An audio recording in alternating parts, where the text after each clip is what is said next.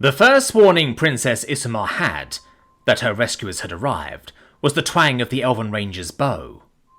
Sadly, the subsonic projectile didn't arrive before the great dragon had snapped his flight membrane over its sensitive eyes.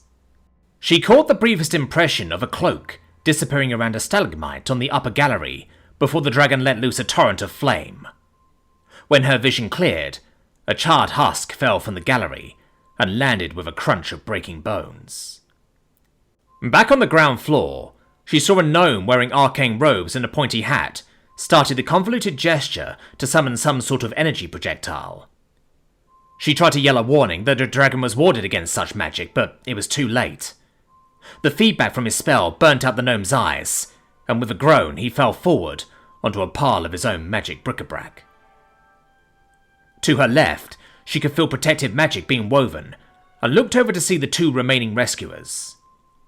One clad in full plate, and wielding a sword that looked like it cost 1/10 her kingdom's GDP, and the other in simple robes, putting the last touches on a protection from fire spell in place.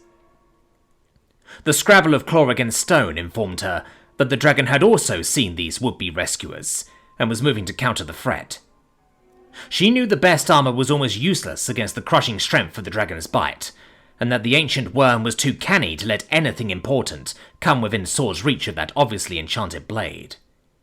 Yet, with macabre fascination, she continued to watch. With a dancer's grace, the dragon pivoted at the last moment of his charge, and let the spiky protrusions on his tail make first contact with the armoured rescuer. The unarmoured companion threw himself flat on the floor and began scurrying to safety. The armoured rescuer had foolishly addressed the dragon's head and had been blindsided by the tail strike. His armoured form clattered as he was lifted off the ground and sent sailing over his more sensible companion.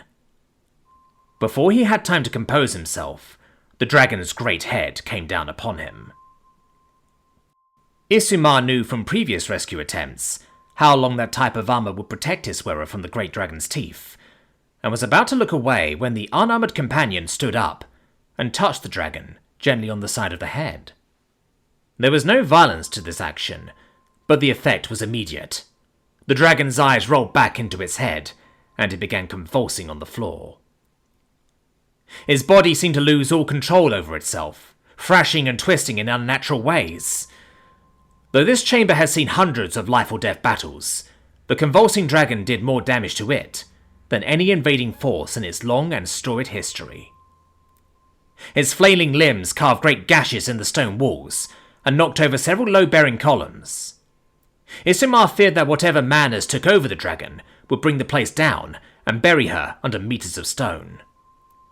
Fortunately, exhaustion took hold, and the dragon's convulsing form began to slow to a stop. Her heart soared as the unarmoured companion pushed himself free of some of the debris and started making his way over to his mortally wounded companions. "Hero! I say, great hero!" Isumar called out from the dark alcove at the back of the cave. "Would you come here and free me from these bonds?" The unarmoured figure seemed not to hear her, and continued pulling his companions from the rubble, and seeing to their wounds. Perhaps the falling rocks had damaged his hearing.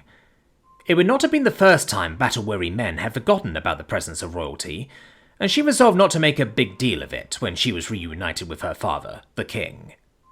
Still, these restraints were chafing her, and the sooner she could be on her way, the better.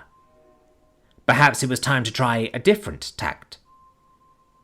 "I have heard of warriors of your caliber from the distant east, ones that could fell the mightiest of foes with just a touch. My kingdom would pay well for your expertise." That got his attention. As the robed figure finished setting the bones of the fallen ranger, he turned to look at her. "Terribly sorry, miss, but I'm afraid you've got me confused for one of those warrior monk-type fellows. I am a lowly healer and practitioner of warding magic, Mr. Shiny Pants." He gestured over to the groaning, armoured figure on the floor, paid to make sure he and his questing companions made it through this adventure in one piece. I ain't even a full-time member of the Adventurers Guild. Princess Isumar was in shock. But how did you put down the dragon without an offensive spell, sword or lance?" "Oh, that big beastie. I healed a blood clot right in the middle of his brain, he explained. Clotting blood is an important part of healing. Too much of it leaves the body and you'll be stone dead no matter how well your bones are set and your organs repaired. The healer went on in an almost workman-type tone of voice. My education included the humours of the body, but I still don't understand how you managed to fell a dragon with such minor healing magic. Well, the thing is, miss... It is miss, right? The healer began. The honorific that normally goes with my position is princess or heir apparent, Isamar corrected. Terribly sorry, Miss Princess Heir Apparent. Like I was saying, clotting blood is an important part of healing for fit folk like yourself, but in older folk, a clot of blood can cause all sorts of damage, especially when it gets up here. The healer was pointing at his own head as he said that. That blood clot gets into the wrong place, and the whole body goes crazy. Muscles going off in random direction, the heat and lungs stop doing what they are supposed to, and before you know it, hic! The healer made the expression of a hanged man, twitching at the end of a rope. The coin suddenly dropped. But to deliver such a spell with just a touch would make you, a garden variety healer, one of the most deadly assassins in the known world, Princess Isamar said aghast. I reckon it would, if it weren't for that oath to do no harm and the like, the healer continued, making his way over to the dragon. I just had to put the big fella out of action so I could make sure my charges got the medical attention they needed. With horror, Isamar realised what he was about to do. No, stop. I will reward you handsomely if you leave that beast to die and rescue me instead. No can do, Miss Princess Heir Apparent. An oath is an oath, and I can no leave the clot in there much longer before permanent damage sets in. His hands glowed around the supine dragon's head, and his baleful eyes rolled back into the proper position. There you go, big fella. Take it easy for a couple of days and you'll be right as rain. The healer spoke to the now conscious dragon. To the princess's surprise, the dragon did not disembowel the healer there and then, but sulked off to a corner, plopped down, and started rubbing its temples with the back of its massive claw. You could at least rescue me, Isamar shouted indignantly, as the healer piled his companions on the makeshift sled. Alas, I cannot. The Adventurers Guild gets rather uppity when another guild poaches their jobs. As I said, I am under contract to get these here gits through the dungeon in one piece, and not to go meddling in Adventurers Guild business. Give these poor sods a few days to recover from their trauma, and I am sure they'll be back to rescue you right proper, the healer said, in an almost dismissive tone. But I am hurt, Isamar shouted in desperation.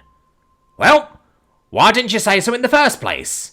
The healer said as he came back, freed her from her bonds and plopped her on the sled. Her chafed limbs were healed in short order, and a hot bowl of soup was pushed into her hands.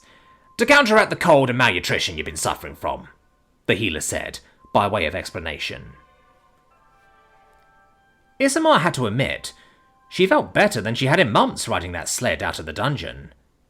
Say, Miss Princess Heir Apparent, I would greatly appreciate it if you kept that most deadly assassin in the known world talk to yourself. It'd be bad for the reputation of my guild if people knew we could be killing them as easy as we'd be healing them, the healer asked respectfully, as they emerged into daylight.